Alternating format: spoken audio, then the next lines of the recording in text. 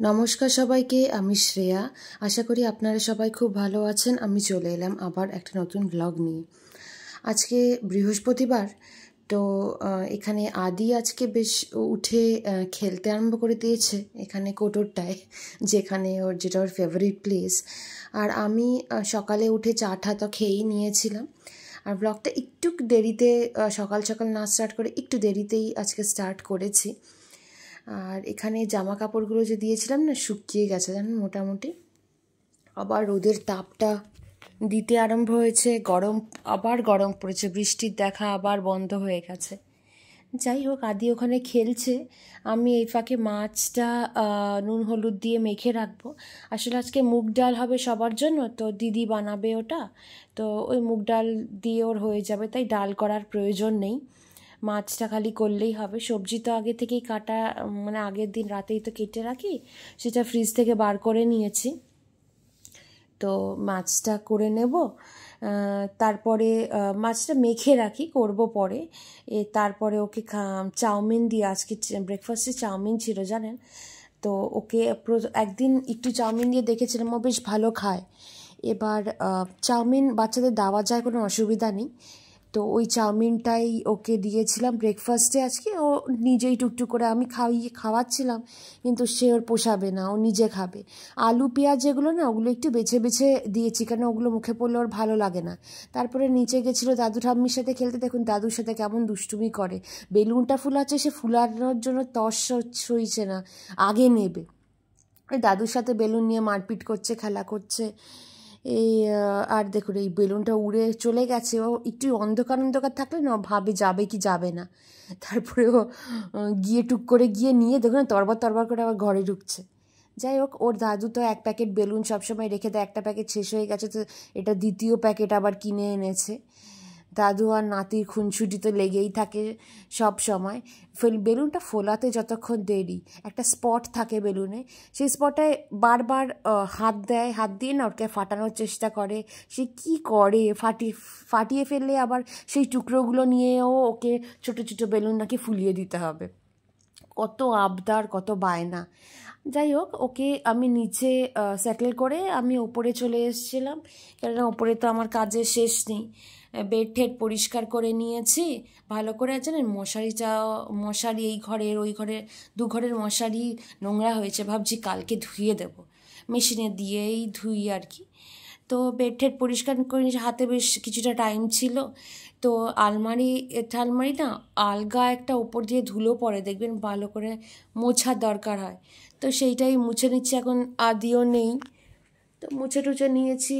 আদির ফলের রসটাও করে ফেলেছি হাত টাত ধুয়ে, মানে মুছে ঘর ঝাড় ঠাড় দিয়ে নিয়েছি একবার। তারপরে হাত টাত ধুয়ে পরিষ্কার হয়ে আদির রসটা করে নিয়েছি। তারপরে আদিকে ওপরে নিয়ে এসেছিলাম দাদু ঠাম্মির কাছে, যে খেলতে পাঠিয়েছিলাম সকালে, তো সেইখান থেকেই নিয়ে আসলাম। দেখুন, বলেছিলাম না ওই ছোটো ছোটো টুকরো দিয়ে ওকে বেলুন বানিয়ে দিতে হয়। অতি কষ্টে ওর ঠাম্মি দুটো বেলুন ছোটো ছোটো বানিয়ে দিয়েছে। এবার ফলের রসটা খাইয়ে দিয়েছি, খাইয়ে দেওয়ার পর ওকে স্নান টান করিয়ে আর কি খাইয়েছি। খাইয়ে এবার ওকে, ওনার টিভি চলছিল, টিভি দেখছিল। আমি ভাবলাম এই ফাঁকে আমি বাসন কটা মেজে নিই।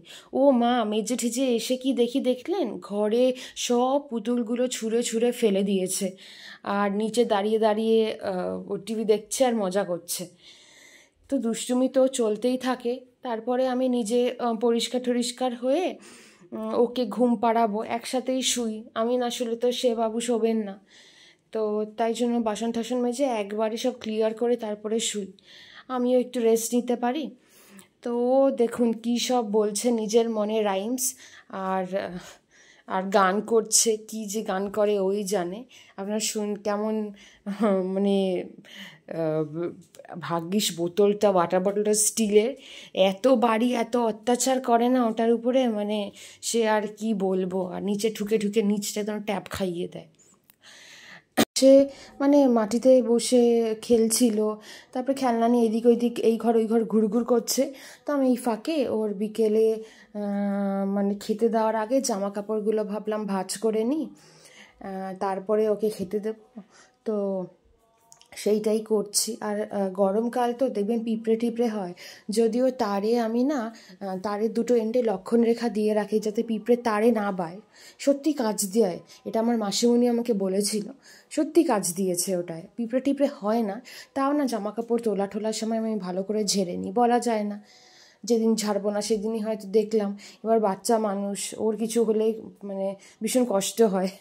তারপরে একেই ওর গায়ে ইরিটেশন, মানে কিছু হলে না মশা টশা কামড়ে ভীষণ চুলকায়, মানে সাধারণ যতটা চুলকানোর দরকার তার থেকে বেশি যেন ওর চুলকায়, এরকম একটা ব্যাপার। তাই ওষুধ টষুধ সবসময় সাথেই রাখি, তাই এই জিনিসটা আমি ভালো করে খেয়াল রাখি আর কি। আর এবার তো খাইয়ে দিয়েছি ওকে বিকেলে টিফিন, এবারও যাবে সেকেন্ড রাউন্ড দাদু ঠাম্মির সাথে করার জন্য। ঠাম্মিকে দেখুন একটা বেলুন ফাটাবে মানে কি ফাটিয়েওছে মনে হয়, ওই টুকরোগুলো নিয়ে ঠাম্মিকে এবার দিচ্ছে যে সকালবেলা যেমন ফুলিয়ে দিয়েছিল আবার ফোলাতে হবে। এই বেলুনের যে টুকরোটা তুলেছে সেই টুকরোটা কিছুতেই ফোলানো যাবে না, কেননা মাঝখানটাই এর ফুটো হয়ে গেছে। তো ঠাম্মি কী করেছে, ওকে ভোলানোর জন্যই আঙুলে আংটির মতন পরিয়ে দিয়েছে, ওই নিয়েই ও খুশি হয়ে গেছে। আরেকটা বেলুন আমি ফুলিয়ে দিয়েছি, আমার একটা লাল রঙের বেলুন এনে দিয়েছিল ঠাম্মি, তো ওটাই আমি ফুলিয়ে দিয়েছি।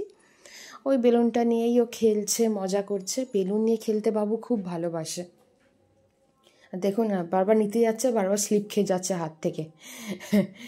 আর ওই এখানে একটা ছোট টুল আছে, টুলটা বেশ পোক্ত, তো তাই জন্য না অত মানে রিস্ক নেই, যদিও চোখে চোখেই ওকে রাখে, রিস্ক নেই বললেও বলা যায় না, বাচ্চা মানুষ কখন কি হয়ে যায়।